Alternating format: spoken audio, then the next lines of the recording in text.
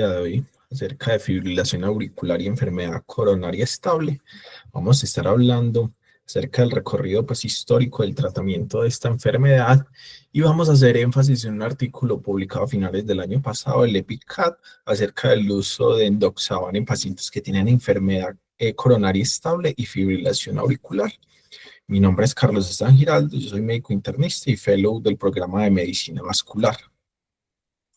Algo muy importante y ya que todos sabemos es que la fibrilación auricular realmente es la arritmia cardíaca más prevalente, es una afección que aumenta con la edad y las estadísticas actuales según la AHA, la Asociación Americana del Corazón, para el 2010 en los Estados Unidos, esta enfermedad afectaba a 2.7 entre 2.7 y 6.1 millones de personas en los Estados Unidos. Para Europa esto era un poco más, 8.8 millones de personas, y se estimaba para ese entonces que la fibrilación auricular era tan prevalente que podía llegar hasta 12.3 millones. Pero cálculos que se han hecho, se estima que para el 2030 en los Estados Unidos esta enfermedad se va a encontrar con una prevalencia de 2.1 millones de personas, y en Europa va a tener cifras para el 2060 de 17.9 millones, que puede llegar a ser tan alto como 23.7 millones de personas con fibrilación auricular. Entonces realmente tenemos una enfermedad que es muy prevalente, y como lo mencioné, esta prevalencia va aumentando con la edad. La importancia de esta enfermedad es que tiene varias consecuencias y tiene varios desenlaces adversos. En cuanto a mortalidad, vemos que los pacientes que tienen fibrilación auricular se asocian con un incremento hasta de 2 veces del riesgo de muerte. Y se ha encontrado en estudios que esto puede ser mayor en las mujeres que en los hombres. Estudios en los Estados Unidos del programa de salud de allá del Medicare, la mortalidad un año después del diagnóstico puede ser tan alta casi al 20%, y a los 5 años del 48.8%, esto teniendo en cuenta lo que mencioné de la prevalencia con la edad, y es obviamente también correlacionado: entre más años en el paciente, pues la fibrilación auricular va a traer más mortalidad en esta población. Otros datos a tener en cuenta, no solo en la mortalidad, sino que la fibrilación auricular puede tener unos desenlaces importantes tanto en eventos tromboembólicos como en desenlaces neurológicos. Y es bien conocido entonces que la fibrilación auricular es una de las principales causas de accidentes cerebrovasculares, aumentando el riesgo hasta de 2.4 veces de presentar este tipo de eventos. Adicionalmente, los pacientes que tienen fibrilación auricular se ha aumentado que presentan un deterioro cognitivo y demencia alrededor de 1.5 este riesgo. Y adicionalmente, no solo el compromiso que se da por la fibrilación auricular es neurológico, sino también podemos encontrar diferentes embolias sistémicas que aumentan el riesgo por la formación entonces de estos trombos en la aurícula izquierda. Y es de anotar también de mucha importancia que la fibrilación auricular también tiene unos desenlaces de tipo cardiovasculares. No solo el accidente cerebrovascular, sino que la fibrilación auricular per se va a aumentar el riesgo de infarto agudo del miocardio hasta 1.5 veces, de muerte súbita. Adicionalmente, por la carga ritmogénica y toda esta remodelación cardíaca que se da por la fibrilación auricular, se aumenta hasta 5 veces el riesgo de que los pacientes que tienen fibrilación auricular desarrollen una insuficiencia cardíaca. Asimismo, vamos a encontrar entonces que esos pacientes podemos encontrar con disfunción ventricular o dilataciones auriculares. Es muy común en esos pacientes que ya tienen una fibrilación auricular permanente. Y hay otros desenlaces que podemos encontrar en los pacientes que tienen fibrilación auricular, tanto un compromiso renal. Estos pacientes pueden tener hasta 1.6 veces más riesgo de presentar una enfermedad renal crónica, y tener en cuenta que esto en ocasiones nos va a limitar mucho el tratamiento, sobre todo de tipo de anticoagulación. Y no solo eso, la fibrilación auricular también puede aumentar el riesgo de desarrollar, entonces los pacientes presenten enfermedad arterial periférica. Y como lo mencioné, los pacientes que tienen fibrilación auricular, pues uno de los pilares del tratamiento para evitar todas estas complicaciones, tanto neurológicas como cardioembólicas, pues vamos a encontrar entonces que los tenemos que anticoagular y esto obviamente tener un paciente con anticoagulación pues de entrada le va a generar un riesgo entonces de que presente algún tipo de hemorragia y sobre todo se ha reportado que estos pacientes dentro de 5 años posteriores al diagnóstico de la fibrilación auricular van a tener un porcentaje de 1,5% de presentar entonces sangrados de tipo gastrointestinal. Asimismo, la anticoagulación en estos pacientes puede presentar entonces un aumento de sangrados mayores. Pero la fibrilación auricular tiene algo muy importante y es que los pacientes que tienen fibrilación auricular, muchos de esos pacientes, un 40%, van a tener enfermedad coronaria y van a necesitar revascularización. La intervención en la mayoría de esos casos pues va a ser una estrategia con un esteno o diferentes procedimientos, ya sean bypass aortos coronarios. Entonces es algo muy importante por la estrategia que tenemos que dar antitrombótica. Asimismo, los pacientes que tengan una enfermedad coronaria, el 10% de estos pacientes van a tener entonces una fibrilación auricular. Y esta coexistencia básicamente entonces puede complicar entonces el tratamiento que le vamos a dar a los pacientes, ya que los pacientes con fibrilación auricular de entrada basado en el riesgo que pueden tener de hacer accidentes cerebrovasculares, pues vamos a necesitar darles una anticoagulación oral crónica, mientras que aquellos pacientes que tengan una enfermedad coronaria, pues van a requerir un tratamiento antiagregante plaquetario, ya sea un tratamiento dual o monoterapia para evitar las complicaciones de tipo coronarias.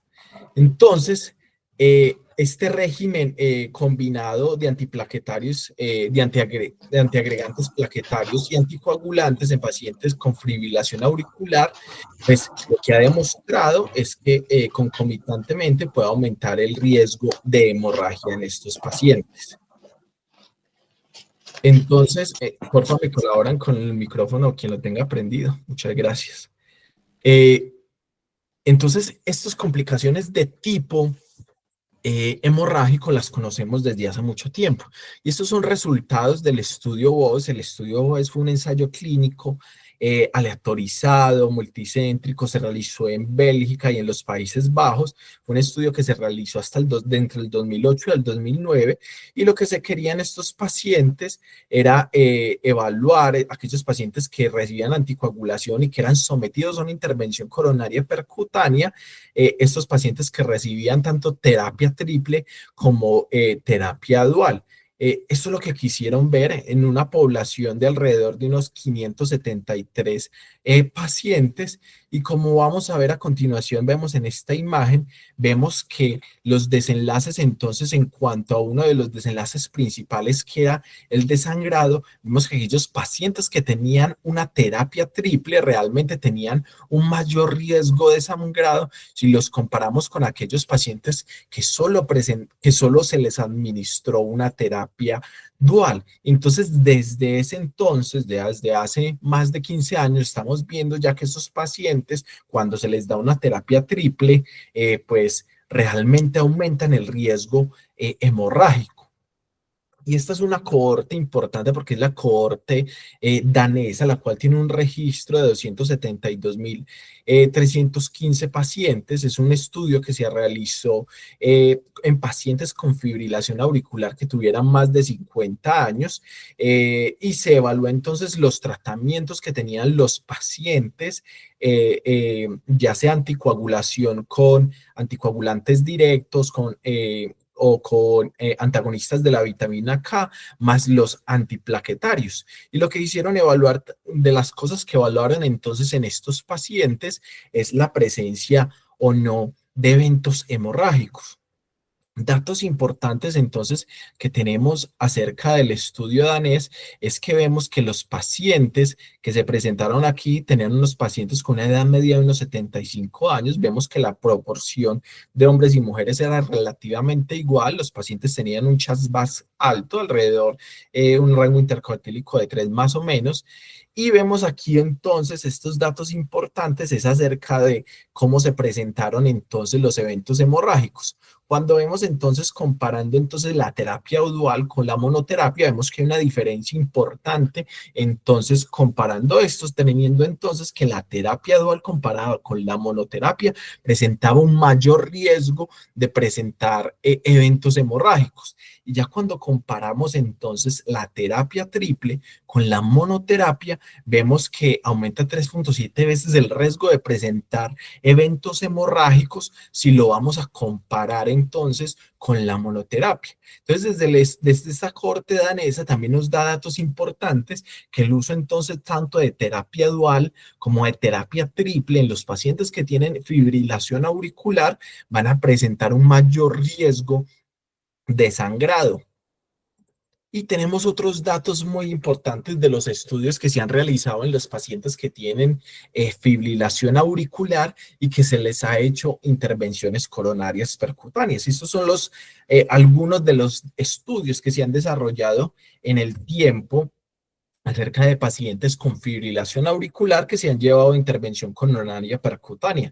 El bien conocido el estudio Pioneer del 2016, que fue un estudio abierto en el cual se comparó rivaroxaban más un inhibidor de P2Y12 por 12 meses y se comparó contra el control que era warfarina más antiagregantes plaquetarios. Uno de los desenlaces que se quería evaluar entonces eran el riesgo de sangrado. Y como vimos acá entonces en los resultados, pues vemos que la terapia con rivaroxaban más el rivaroxaban más el inhibidor de 2PY12, pues fue superior en la comparación cuanto a warfarina más los antiagregantes plaquetarios y fue de superioridad teniendo entonces menos eventos de sangrados si comparamos este con este. También tenemos el estudio Redual lo que quiso comparar fue dabigatran más un inhibidor de P2Y12 contra warfarina más una terapia antiagregante plaquetaria. Lo que se quería evaluar aquí también era sangrado mayores o sangrados no mayores clínicamente relevantes. Y como vemos una diferencia estadísticamente significativa de no inferioridad. Entonces, el dabigatran fue no inferior a la warfarina más los antiagregantes plaquetarios en cuanto a estos eventos de sangrados mayores y sangrados clínicamente no relevantes, clínicamente no mayores, pero clínicamente relevantes. Asimismo, tenemos otro estudio importante conocido que es el estudio Augustus. El estudio Augustus fue un estudio en el 2019, también pacientes con fibrilación auricular que fueron llevados sometidos a intervención coronaria percutánea. Fue un estudio en el cual se incluyeron 4.614 pacientes, donde se comparó entonces apixaban o vitamina K más un inhibidor de P2Y12 o apixaban o vitamina K comparado con más una terapia antiagregante dual. Lo mismo quiso evaluar entonces a los 6 meses esos desenlaces de sangrado mayor o sangrados clínicamente relevantes no mayores. Y como vemos, esta terapia entonces de dar un anticoagulante más más un inhibidor de P2Y12 fue superior entonces a la estrategia triple de anticoagulación más dar una terapia dual.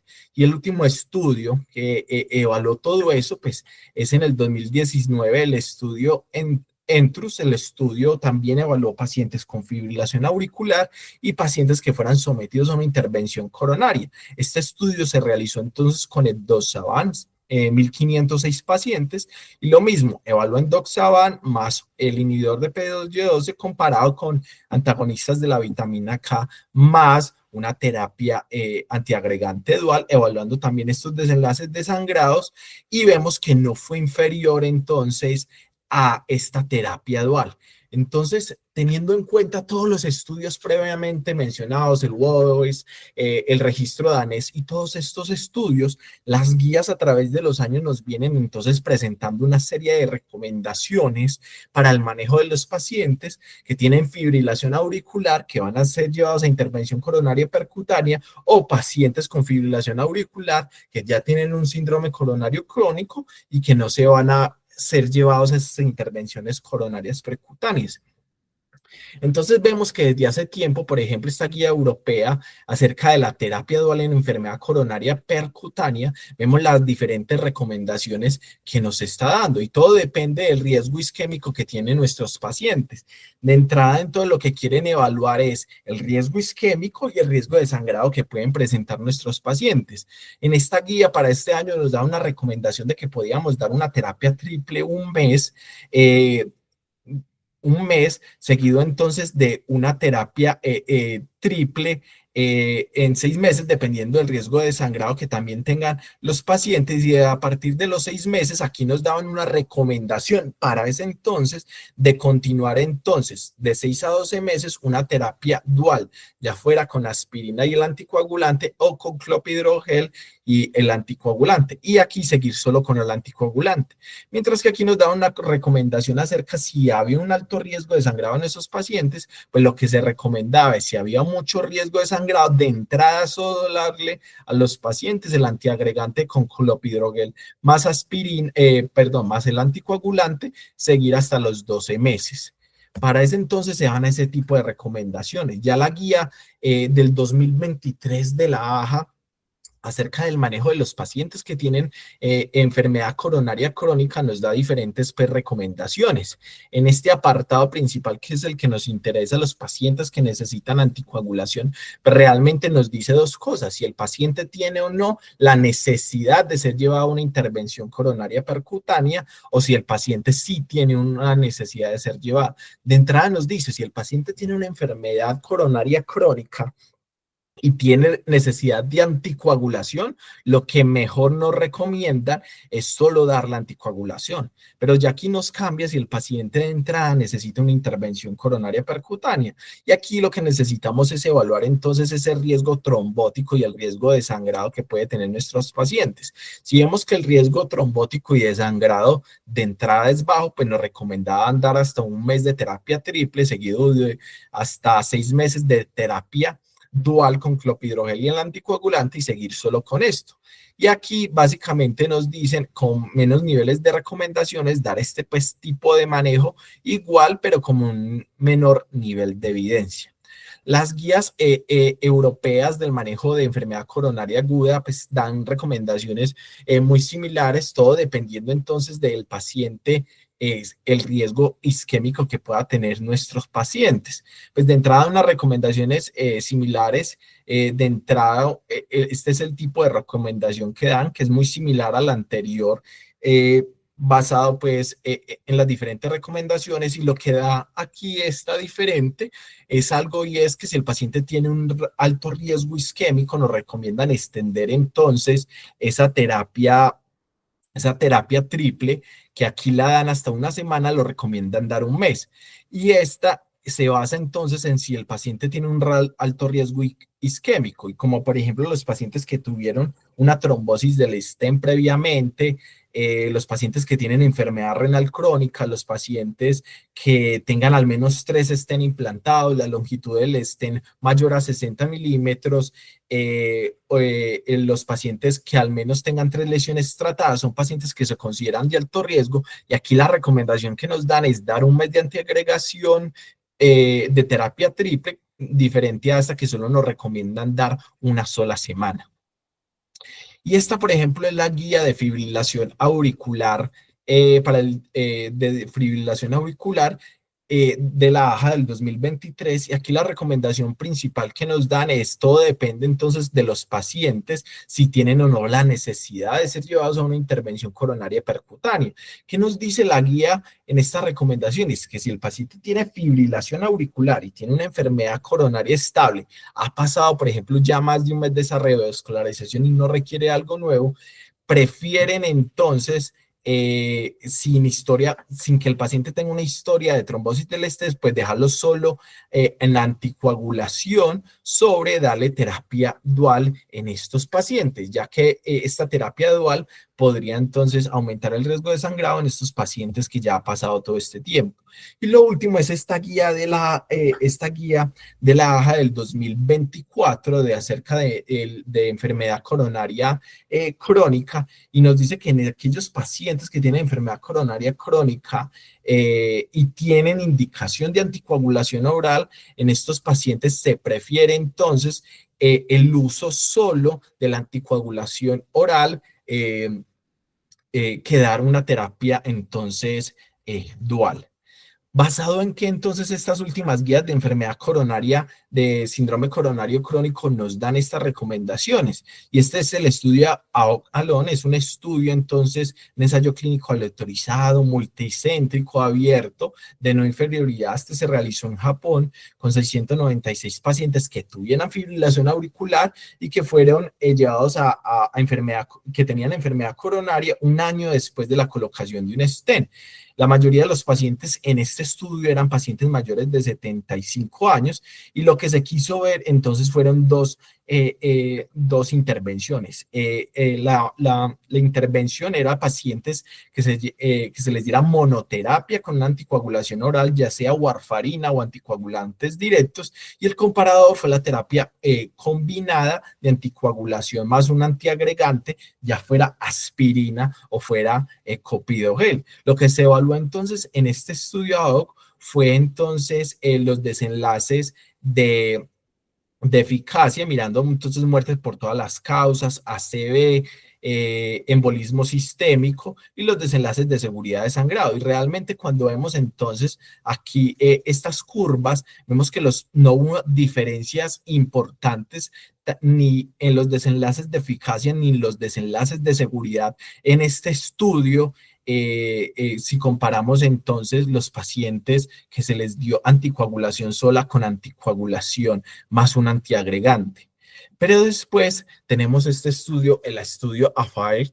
Es un estudio, un ensayo clínico multicéntrico que también se realizó en Japón. En este se incluyeron más pacientes, 2.236 pacientes que tenían enfermedad, que tenían fibrilación auricular y que tenían una enfermedad coronaria percutánea, y se le había llevado a bypass aorto coronario más allá de un año. También se incluyeron esos pacientes que tenían enfermedad coronaria y que no tenían necesidad de ser llevados a revascularización. Y este quiso comparar entonces dosis de rivaroxaban de 10 a 15 miligramos diarios comparados entonces con el rivaroxaban más un antiagregante plaquetario. Y que hizo evaluar entonces el desenlace de eficacia, un desenlace combinado de ACV, embolismo sistémico, infarto, angina con necesidad de revascularización y la muerte, y los desenlaces de seguridad basados entonces en el sangrado determinados por el ISTH. Y vemos aquí que los resultados en este para no inferioridad, vemos en el desenlace de eficacia, vemos que el rivaroxaban fue no inferior comparado entonces con los pacientes que se les dio más terapia. ¿Me colaboran por favor con el micrófono?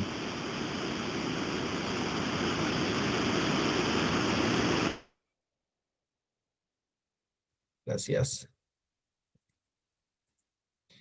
Entonces vemos que los resultados aquí, el rivaroxaban en monoterapia fue no inferior con respecto al desenlace de eficacia, y vemos que fue superior en el desenlace de seguridad en estos pacientes si lo comparaban la rivaroxaban con rivaroxaban más la terapia dual, y con una menor mortalidad en este tipo de pacientes. Por eso las guías nos vienen recomendando entonces que los pacientes con enfermedad coronaria estable, más fibrilación auricular, se les administra entonces solo el anticoagulante oral. Actualmente, entonces, ha salido este estudio, el estudio EPIC-CAD, con un estudio entonces que evaluó endosaban en terapia antitrombótica en pacientes con fibrilación auricular y enfermedad coronaria estable.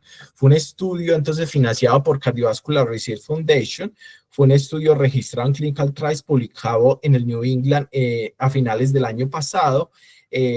Estos son los autores principales de este estudio, son autores que estos trabajan, hacen parte del grupo de electrofisiología y de hemodinamia del Asan Medical Center en Seúl, Corea. Y vemos que fue un estudio multicéntrico abierto con una evaluación enmascarada solo para los adjudicadores y fue aleatorizado. Este estudio se realizó en 18 centros médicos de Corea del Sur. Fue un estudio entonces que incluyó pacientes que tuvieran más de 18 años con fibrilación auricular y enfermedad coronaria estable. Se incluyeron entonces aquellos pacientes que tuvieran de entrada un chest mayor de 2 y la enfermedad coronaria estable se definió entonces aquellos pacientes que se le hubiera hecho una angioplastia, un bypass hace más de 6 meses o más de 12 en pacientes con enfermedad coronaria crónica o más de 12 meses para aquellos pacientes que se llevaron que tuvieran un síndrome coronario agudo. Adicionalmente, se incluyeron pacientes que se habían confirmado enfermedad coronaria anatómica con una obstrucción más del 50% y que solo fueran de manejo médico. También se evaluó entonces el riesgo de sangrado en estos pacientes mediante el HASP. Entonces, ¿cómo se aleatorizaron estos pacientes? Los pacientes se aleatorizaron entonces a darles monoterapia, ya sea con endoxaban 30 o 60 miligramos diarios. La dosis del endoxaban entonces fue reducida a aquellos pacientes que tuvieran menos de una tasa de filtración entre 15 a 50, un peso menos de 60, o que tuvieran el uso de algún inhibidor de la glicoproteína P como eritromicina, ketoconazol, dronenadona, ciclosporina, etcétera, etcétera. Y el grupo comparador fue entonces a los pacientes que se les dio endoxaban más un antiagregante dual, más un antiagregante, ya fuera aspirina o fuera inhibidores de la P2Y12. ¿Qué desenlaces quisieron evaluar entonces en el estudio EPIC? Y fue evaluar si la monoterapia con endoxaban era superior a la terapia dual en términos de eventos adversos clínicos netos. El desenlace primario fue un desenlace combinado de muerte por cualquier causa, infarto del miocardio, ictus, embolismo sistémico, la necesidad de una revascularización urgente que no fuera planificada y un sangrado mayor o clínicamente relevante en 12 meses. Ya los objetivos secundarios fue evaluar entonces los de eficacia, cada uno de estos por aparte, y los desenlaces de seguridad, ya sea de sangrado mayor o clínicamente relevante. Entonces, lo que se hizo en estos pacientes fue unas visitas seguidas al primer mes, segundo, al sexto mes y a los 12 meses. Se registraron entonces los eventos clínicos y el uso de medicamentos también cardiovasculares en este estudio. Y realmente se hizo una adjudicación ciega de estos eventos por un comité independiente y se hizo un análisis por intención a tratar. Entonces aquí tenemos que se evaluaron en total unos 1.393 pacientes que tenían fibrilación auricular y enfermedad coronaria estable. De esos 353 pacientes fueron excluidos por diversas razones, la mayoría de ellos porque los pacientes no cumplían estos criterios de elegibilidad y 55 no cumplían los criterios de inclusión o rechazaron entonces la participación en este estudio. Tenemos entonces que en total se evaluaron 1.040 pacientes y fueron autorizados uno a uno en dos grupos de tratamiento. Entonces, en la monoterapia que vimos de endoxaban 30 o 60 miligramos diario, fueron 524 pacientes y en la terapia entonces dual de endoxaban, ya sea con aspirina o con el inhibidor de P2Y12, fueron 516 pacientes. El seguimiento entonces, vemos que en total entonces 13 pacientes tuvieron en el grupo de endoxaban una desviación como tal del protocolo. 10 pacientes realmente no completaron el seguimiento a los 12 meses, 2 porque retiraron su consentimiento y 8 se perdieron el seguimiento. Y en realidad, como lo dije, se hizo un análisis por intención a tratar, que eso es importante entonces en este estudio y fueron incluidos entonces en el análisis final. Y con respecto al seguimiento de la terapia, del grupo de la terapia dual, 12 pacientes entonces tuvieron entonces una desviación como tal del protocolo. Uno de los pacientes ya estaba ahí, no cumplía los criterios de elegibilidad y 11 eran pacientes cruzados del grupo.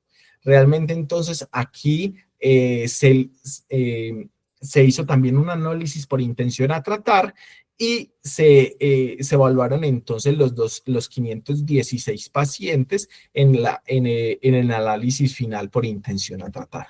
Aquí vemos entonces unas características, algunas de ellas de los pacientes del grupo, las características basales. Vemos que la mayoría de los pacientes eran pacientes mayores de 70 años, teniendo en cuenta que el grupo, que este estudio incluyó pacientes mayores de 18 años, aquí tenemos que la mayoría eran mayores de 70 años. Algo muy importante a resaltar y es que si lo comparamos con los estudios, aquí la mayoría de los pacientes eran hombres y la representación de mujeres en ambos grupos realmente fue menor al 30%. Vemos que en los grupos muchos pacientes tenían diabetes, el diagnóstico de una FA paroxística era casi en la mitad de los pacientes, vemos que los pacientes tenían un CHAS bastante alto y vemos aquí entonces que las intervenciones previas pues eran altas en los pacientes.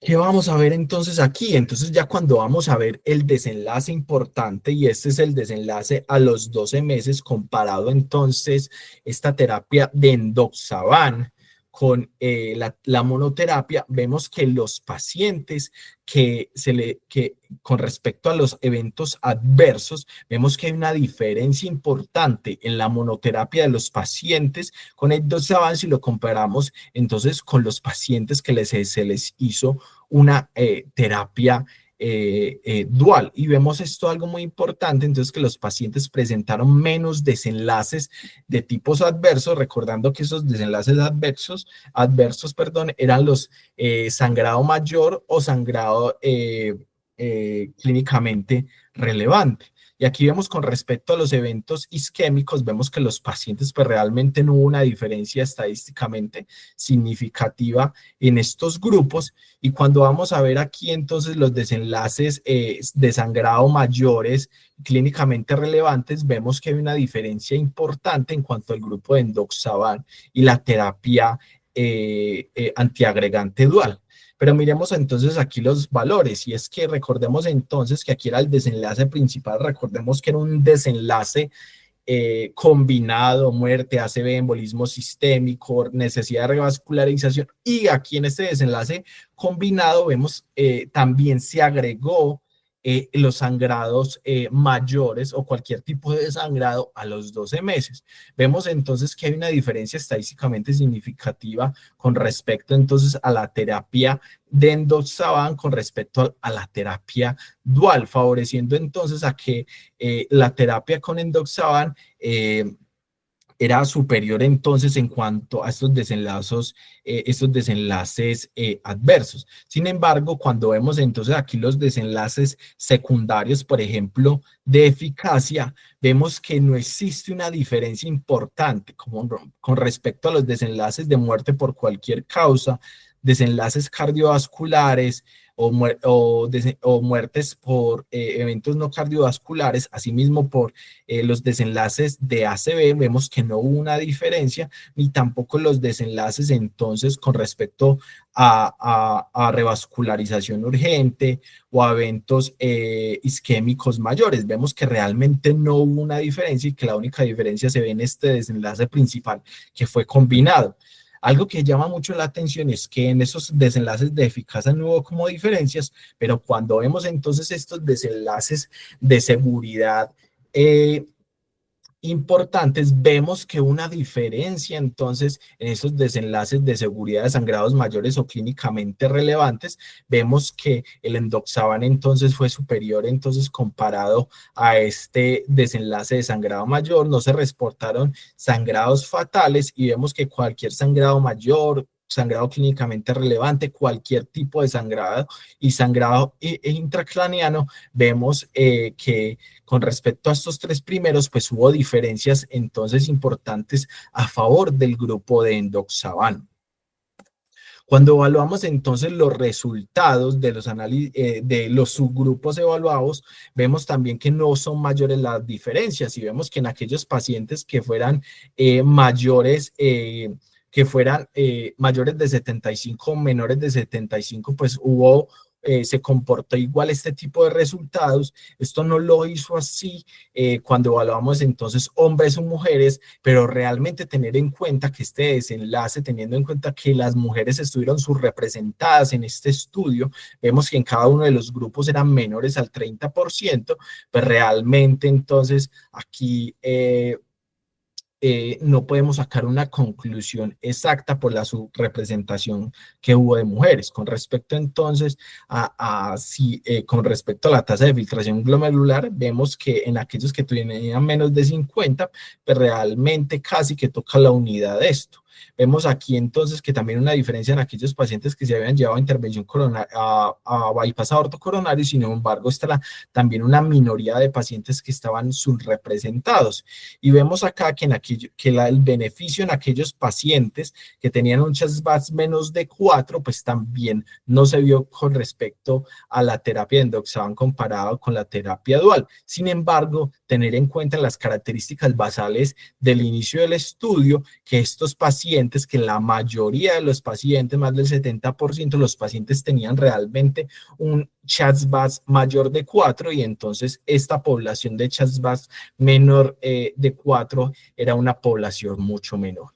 Entonces, con respecto a los resultados, tenemos que el uso de dosis estándar de endoxaban es una fortaleza en este estudio. Recordemos que estudios previos utilizaron pues menores dosis, como lo vimos en los estudios inicialmente mencionados. En este estudio hubo una alta adherencia a tratamiento asignado, más del 99% de los pacientes. Se completó el seguimiento de un 98.2% de los pacientes y realmente pese a ser un estudio abierto, aquellos investigadores que adjudicaron entonces los desenlaces, ellos sí estaban cegados y era un comité independiente de los investigadores. Pero este estudio tiene ciertas limitaciones, era un diseño abierto que nos da entonces unos potenciales sesgos. El estudio como tal no era diseñado para detectar diferencias de eventos sistémicos poco frecuentes. Algo muy importante y evaluar aquí algo, y es que como fue un desenlace combinado, algo muy importante y es que los eventos hemorrágicos se evaluaron dentro de ese evento combinado.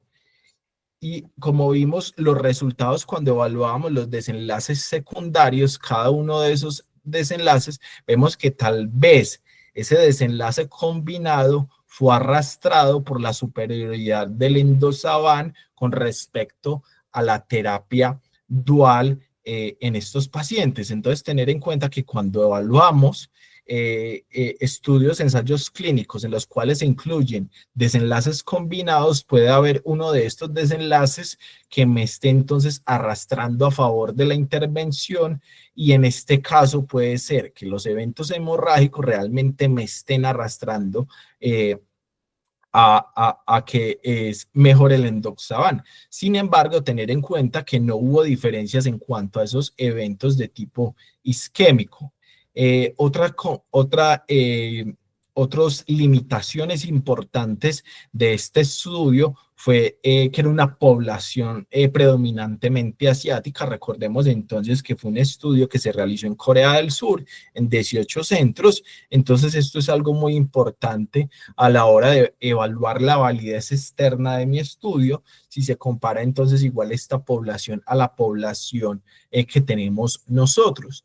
Y asimismo, tener en cuenta algo que les dije muy importante, y es que en este estudio hubo una subrepresentación de las mujeres, y realmente solo el 22.9% de la población en este estudio fueron mujeres.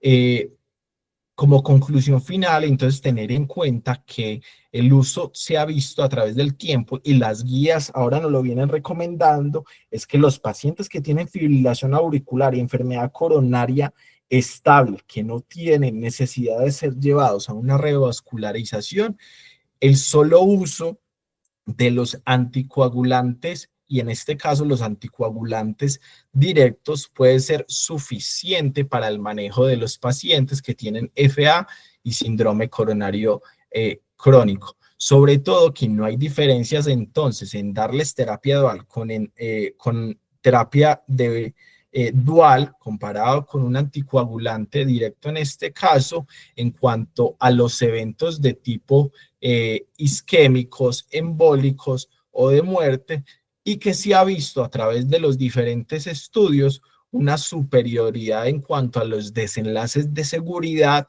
de los pacientes a los cuales se les administra entonces los anticoagulantes solos, comparados entonces con la doble terapia. Muy Muchas bien, gracias. Carlos, muchas gracias por la presentación. A mí me parece, sí, con los sesgos que pueda tener el estudio, que es algo que nos sirve bastante para guiar la práctica clínica, porque todavía vemos mucha aspirina combinada con anticoagulantes en pacientes con enfermedades, con fibrilación auricular y enfermedades, yo no diría que solamente coronarias estables, sino también pacientes con incluso enfermedad arterial. O sea, este mismo estudio no existe en enfermedad arterial periférica, pero probablemente sea similar, ¿cierto? Uno ve mucho paciente con aspirina más anticoagulación, y ya vemos pues que eso no mejora, y de hecho lo que promulgan las guías, eso no mejoran los desenlaces de eficacia, pero sí empeoran los desenlaces de seguridad, en cuanto a que los pacientes van a tener más sangrados, y especialmente el tipo de pacientes que tienen estas enfermedades, que son pacientes añosos, con comorbilidades, etcétera. Me pareció muy buena la presentación, muchas gracias, y dejo abiertos los micrófonos para los que quieran participar.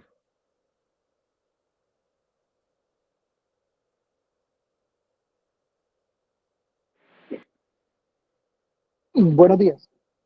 Carlos, yo también estoy a favor, y es evidente que la gran mayoría de los pacientes que vemos que ya tienen enfermedad coronaria estable, digamos que ha pasado un año, ¿cierto?, desde su síndrome coronario agudo, y obviamente a expensas del riesgo de sangrado, sí, la mejor decisión en esos pacientes es quitarle el antiplaquetario y dejarlo solo con terapia anticoagulante.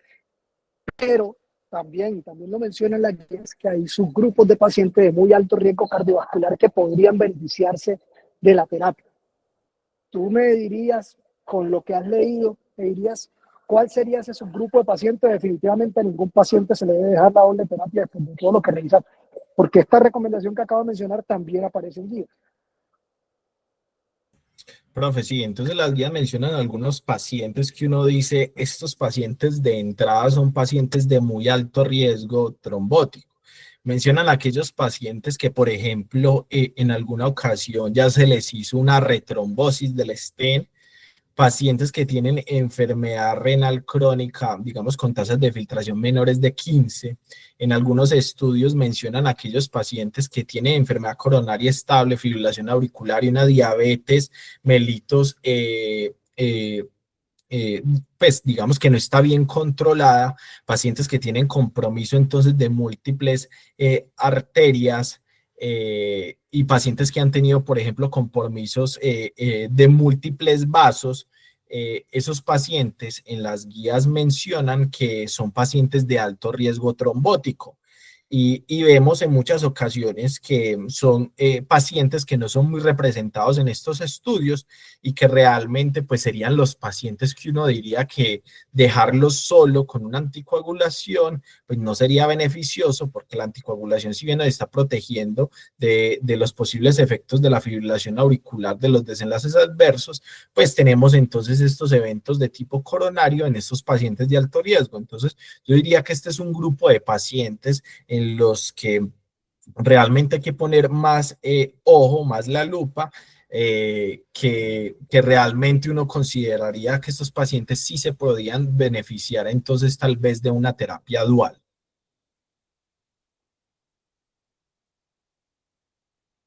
Perfecto, Carlos, muchas gracias. Sí, porque también hay que tener en cuenta pues que a nosotros, así como nos llega el grueso de los pacientes, también nos llegan estos casos especiales de pacientes con síntomas coronarios recurrentes, con riesgo residual. Y sí, en eso siguen recomendando que uno puede considerar la doble terapia. Entonces, sí, me queda muy claro. Muchas gracias. La profe Andri. Carlos, muchas gracias por la charla. Yo creo que acá también es como el llamado, pues cada vez tenemos un poquitico más de evidencia de eso, pero pues en este caso, específicamente hablando de la enfermedad coronaria estable, o si lo extrapolamos a la enfermedad arterial periférica, ese paciente que ni siquiera es un paciente claudicante, sino que pues se le realizaron exámenes simplemente como por tamizaje o por alguna otra indicación y que definitivamente no estamos ante ninguna complicación de la enfermedad arterial periférica, pues también como el llamado a esos pacientes muchas veces no terminan intervenidos o terminan siendo llevados a procedimientos, ya sea una coronariografía en el escenario de la enfermedad coronaria estable o en el escenario de la enfermedad arterial periférica, pues en la arteriografía y terminan es con stents y ahí es donde pues se enreda un poquitico también como todo este manejo pues, de terapia antitrombótica. Esos pacientes, pues cada vez ya tenemos un poco más de evidencia que es terapia médica óptima y que no se deben llevar como a intervenciones invasivas de forma temprana, solamente pues como por encontrar de forma, por tamizaje, pues como alguna alteración aterosclerótica en algún lecho arterial, porque entonces ahí es cuando empezamos también con el tema de tener que utilizar casi que triple terapia en estos pacientes que tienen sangrados y que muchas veces no necesitaban las intervenciones. Y en cuanto al tipo de antiagregante, cuando se tiene que utilizar, pues también hacer la anotación que definitivamente la evidencia que tenemos actualmente de uso de triple terapia cuando se tiene que utilizar es con clopidogrel y en esos pacientes sí no se podrían utilizar, pues digamos como los otros antiagregantes planetarios porque aumenta muchísimo más el riesgo de sangrado. Esperaba como todo lo que tenía por agregar. Muchas gracias.